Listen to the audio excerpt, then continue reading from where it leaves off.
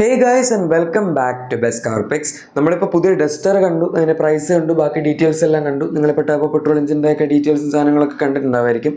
And നമുക്ക് 1.3 turbo അല്ലാതൊരു 1 litre എഞ്ചിനും വരുന്നുണ്ട്. അതാണ് അവർ എൻട്രി ലെവൽ വേരിയൻസിലൊക്കെ കൊടുത്ത് അത്യാവശ്യം ഒരു അഗ്രസീവ് പ്രൈസ് പോയിന്റിൽ ഇറക്കിയിരിക്കുന്നത്. പക്ഷേ ഇപ്പോഴും അവർ ഇറക്കാത്ത ഓർ നമുക്ക് പ്രൈസും കാര്യങ്ങളൊന്നും അറിയാത്ത ഒരു മോഡലും കൂടെ ഉണ്ട്. അതാണ് ഡസ്റ്ററിൻ്റെ ഹൈബ്രിഡ്. നമുക്ക് ഇതിൻ്റെ ഡീറ്റെയിൽസ് അറിയാം, അതായത് ഏത് സ്പെസിഫിക്കേഷനാണ് വരുന്ന, ബാറ്ററി പാക്ക് എന്താണെന്നൊക്കെ. 1.8 ലിറ്റർ 4 സിലിണ്ടർ എഞ്ചിനാണ് ഉപയോഗിച്ചിരിക്കുന്നത്.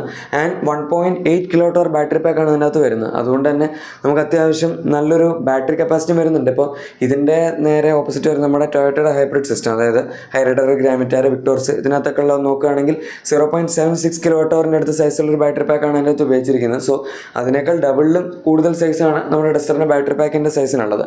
അത് മാത്രമല്ല എഞ്ചിനും വലുതാണ്, 3 സിലിണ്ടറാണ് വിക്ടോർസിൽ വരുന്നത്, പക്ഷേ ഇതിനകത്ത് 4 സിലിണ്ടറാണ്. സോ എല്ലാ ആസ്പെക്റ്റിലും നോക്കുകയാണെങ്കിൽ ഈ ഒരു സെഗ്മെൻറ്റിലെ ഏറ്റവും ബെസ്റ്റ് ഹൈബ്രിഡ് സിസ്റ്റം ഇപ്പോൾ ഇതാണ് എന്ന് പറയാം.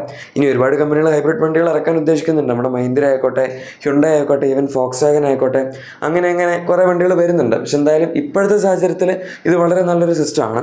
ഇനി പ്രശ്നം എന്താണെന്ന് വെച്ചാൽ ഈ വണ്ടിയുടെ പ്രൈസും നമുക്കിതുവരെ അറിയില്ല. അതൊരു വരും കാലങ്ങളിൽ പറയും എന്ന് പറഞ്ഞിട്ടുണ്ട്. നമുക്കിപ്പോൾ നിലവിൽ 1 ലിറ്റർ ടർബോയും 1.3 ലിറ്റർ ടർബോയുടെ പ്രൈസ് മാത്രമേ അറിയുള്ളൂ. പക്ഷേ പ്രൈസിനേക്കാൾ വേറെ വലിയൊരു പ്രശ്നമുണ്ട്. ഈ വണ്ടി 2026 മൊത്തം സോൾഡ് ഔട്ടായി പോയിട്ടുണ്ട്.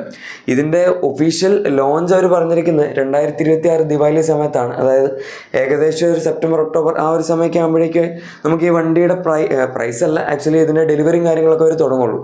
പക്ഷേ അപ്പോൾ ഡെലിവറി തുടങ്ങിയാൽ 2026 ഉള്ള വണ്ടികളുടെ സ്ലോട്ടെല്ലാം തീർന്നു എന്നാണ് അവർ പറയുന്നത്. ആൻഡ് ഇപ്പോൾ അവർ ബുക്കിങ്സും ക്ലോസ് ചെയ്തിട്ടുണ്ട്. ഇനി ഹൈബ്രിഡ് ടെസ്റ്ററിൻ്റെ ബുക്കിങ്സ് അവർ നിലവിൽ എടുക്കില്ല എന്നാണ് പറഞ്ഞിരിക്കുന്നത്. അതുകൊണ്ട് തന്നെ നിങ്ങൾക്ക് ഇനി ഹൈബ്രിഡ് ടെസ്റ്റർ ബുക്ക് ചെയ്യണമെങ്കിൽ 2026 ദിവാലി വരെ വെയിറ്റ് ചെയ്യേണ്ടി വരും. എന്നാൽ മാത്രമേ ഇതിന് ബുക്കിങ്സ് വീണ്ടും റീഓപ്പൺ ആവുള്ളൂ. ഇപ്പോൾ നിങ്ങൾക്ക് ചെയ്യണമെങ്കിൽ 1 ലിറ്റർ അല്ലെങ്കിൽ 1.3 ടർബോ, ഈ 2 ടർബോ പെട്രോൾ എഞ്ചിൻസ് ആണ് നമുക്ക് ആകപ്പാടെ ബുക്ക് ചെയ്യാനുള്ള ഓപ്ഷൻ ഉള്ളത്. ഇനി ഈ ഹൈബ്രിഡ് പവറിൻ്റെ കാര്യത്തിൽ വേറൊരു ഇൻട്രസ്റ്റിംഗ് ഫാക്ട് എന്താണെന്ന് വെച്ചാൽ കൂടുതലും അർബൻ സിറ്റീസ് അല്ലെങ്കിൽ മെട്രോപൊളിറ്റൻ സിറ്റീസിലാണ് ഇതിന് കൂടുതൽ ബുക്കിങ്സ് വന്നിരിക്കുന്നത്. 39% ഡസ്റ്ററിൻ്റെ ബുക്കിങ്സ് മെട്രോപൊളിറ്റൻ സിറ്റീസിൽ നിന്നുള്ളത് ഹൈബ്രിഡ് വാഹനങ്ങൾക്കാണ് വന്നിരിക്കുന്നത്. ടോട്ടൽ എന്തോരം ബുക്കിങ്സ് ഹൈബ്രിഡിന് കിട്ടിയിട്ടുണ്ടെന്നോ അല്ലെങ്കിൽ ഹൈബ്രിഡിന് അവർ എത്രയാണ് ഒരു മാസത്തെ പ്രൊഡക്ഷൻ കപ്പാസിറ്റി വെച്ചിരിക്കുന്നോ എന്നുള്ള കാര്യങ്ങളൊന്നും നമുക്കറിയില്ല. ഇൻഫാക്ട് ഈ വണ്ടിയുടെ ഇപ്പം നിലവിൽ അവർ എത്രയാണ് മാക്സിമം പ്രൊഡക്ഷൻ കപ്പാസിറ്റി ഉദ്ദേശിക്കുന്നത് എന്നുള്ള കാര്യം ആക്ച്വലി നമുക്കറിയില്ല. അത് അടുത്തൊരു 1-2 മാസത്തിനുള്ളിൽ ഇതിൻ്റെ മാക്സിമം സെയിൽസ് ലിസ്റ്റൊക്കെ വരുന്ന സമയത്ത് നമുക്കറിയാവുന്നുള്ളൂ. പിന്നെ ഡസ്റ്റർ ആണെങ്കിലും പണ്ട് മുതലേ അറിയപ്പെട്ടിരുന്നതിൻ്റെ K9K 1.5 ലിറ്റർ ഡീസൽ എഞ്ചിന് വേണ്ടിയായിരുന്നു. അത് അത്യാവശ്യം നല്ല ഫ്യൂൽ എഫിഷ്യൻ്റ് ആയിരുന്നു, അത് ആവശ്യത്തിന് പവർ ഉണ്ടായിരുന്നു. പിന്നെ പണ്ട് ഇതിന് ഓൾ വീൽ ഡ്രൈവ് ഒക്കെ ഉണ്ടായിരുന്നു. ഓൾ വീൽ ഡ്രൈവ് പക്ഷേ കൂടുതലും ഒരു മാർക്കറ്റിംഗ് അല്ലെങ്കിൽ ഒരു ഫാൻ ബേസ് ക്രിയേറ്റ് ചെയ്യാൻ വേണ്ടി മാത്രമാണെന്നാണ് നമുക്ക് പറയാൻ പറ്റുന്നത്. കാരണം ഡസ്റ്ററിൻ്റെ ടോട്ടൽ സെയിൽസിൽ 5% അടുത്ത് മാത്രം അതിലും താഴെയാണ് ഓൾ വീൽ ഡ്രൈവിൻ്റെ സെയിൽ ഉള്ളത്. അതുകൊണ്ട് അതിപ്പോൾ കൊടുത്തില്ല എന്ന് പറഞ്ഞാൽ നമുക്ക് കുറ്റം പറയാൻ പറ്റില്ല. ഡീസൽ കൊടുത്തില്ല എന്നുള്ളത് നമുക്ക് വേണമെങ്കിൽ കുറ്റം പറയാം. പക്ഷേ റെനോ പറയുന്നത് എന്താണെന്ന് വെച്ചാൽ ഹൈബ്രിഡ് സിസ്റ്റം ഇപ്പോൾ കൊണ്ടുവന്നിരിക്കുന്ന ഈ ഡീസൽ എഞ്ചിൻ്റെ ഒരു റീപ്ലേസ്മെൻ്റ് ആയിട്ടാണ് എന്നാണ്. ആൻഡ് അത് ഹൈബ്രിഡ് എഫിഷ്യൻസി പിന്നെ നമ്മുടെ പവർ ഡെലിവറി കേസിലൊക്കെ നോക്കുകയാണെങ്കിൽ ആക്ച്വലി അത്യാവശ്യം സത്യമാണ്. നമുക്കിപ്പോൾ ഈ സെഗ്മെൻറ്റിൽ ഏറ്റവും പവർഫുൾ ആയിട്ടുള്ള ഹൈബ്രിഡ് സിസ്റ്റം കിട്ടുന്ന ഈ വണ്ടിയിലാണ്. 160 PS 172 Nm ടോർക്കുമാണ് ഇതിനകത്ത് മാക്സിമം പവർ ഔട്ട്പുട്ട് വരുന്നത്. നോർമലി നമ്മളിപ്പോൾ ഒരു ഹൈറൈഡർ ഹൈബ്രിഡ് നോക്കുകയാണെങ്കിൽ 116 PS പവറും അതുപോലെ ഏകദേശം 145 Nm അടുത്തൊക്കെ അതിന് ടോർക്കും വരുന്നുള്ളൂ. സോ പീക്ക് പവറും കുറവാണ്, ടോർക്കും കുറവാണ്. ആൻഡ് അതിൻ്റെ 0 to 100 ടൈമൊക്കെ ഏകദേശം 11 സെക്കൻഡ്സിനടുത്തൊക്കെയാണ് എടുക്കുന്നത്.